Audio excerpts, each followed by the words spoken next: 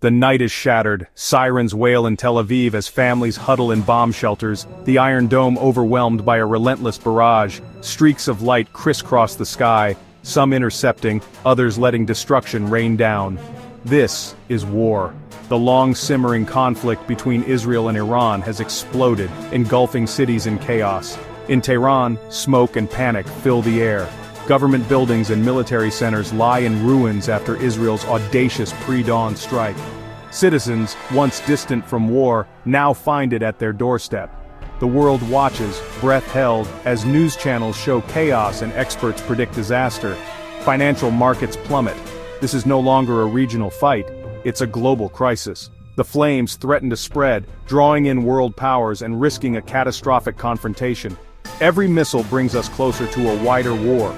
The question is no longer how this started, but whether it can end before consuming us all. The last 24 hours have pushed the world to the brink. Deterrence has failed, red lines have been crossed and erased. From Tel Aviv shelters to Tehran bunkers, the human cost mounts. This is the story of a region, and perhaps the world, on the edge. A war no one wanted, but one that is now undeniably here.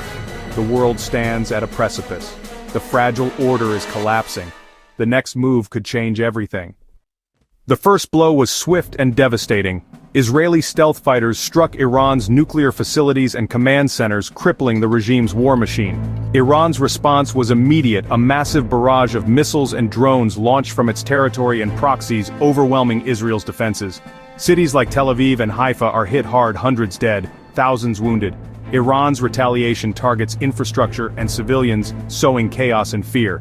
In Iran, Israeli strikes kill high-ranking officials and leave the regime in turmoil.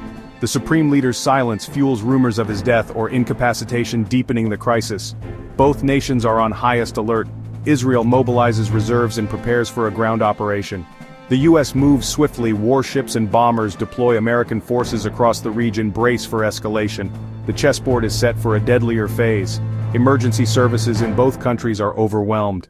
The power vacuum in Iran adds to the uncertainty. The world braces for what comes next. The stakes have never been higher. The conflict threatens to spiral beyond control. President Trump faces the ultimate test, projecting strength while the world teeters on the edge. From the Oval Office he claims control. Nobody messes with us. Nobody messes with our friends. Trump's alliance with Netanyahu is now under fire, his support for Israel tying him directly to the violence. Critics say his pressure campaign cornered Iran, making war inevitable. The president's next move is critical. Commit U.S. forces or force negotiations. Advisors are split. Hawks push for action, others warn of catastrophe. Trump may see a chance for a legacy-defining deal, or to demonstrate American power. His statements mix threats and offers of mediation, keeping the world guessing. They know who to call, he says, signaling that the path to peace runs through him. The world waits. Will diplomacy prevail, or will war drown out hope? This conflict is a lit fuse on a global powder keg. Iran's proxies, Hezbollah, Houthis, militias, threaten to open new fronts, dragging the U.S. deeper into war. The Strait of Hormuz, vital for global oil, is now a war zone. Prices soar, recession looms. Cyber attacks threaten to cripple power grids and financial systems, blurring the lines of modern warfare. Russia may arm Iran or exploit the chaos elsewhere while America is distracted. China, dependent on Middle East oil, weighs mediation against strategic advantage. The risk of miscalculation between nuclear powers is terrifyingly high. The choices made in Washington, Moscow, and Beijing will decide if this war is contained or becomes global. The path to peace is narrow. The road to war, wide and beckoning. The world stands at a crossroads.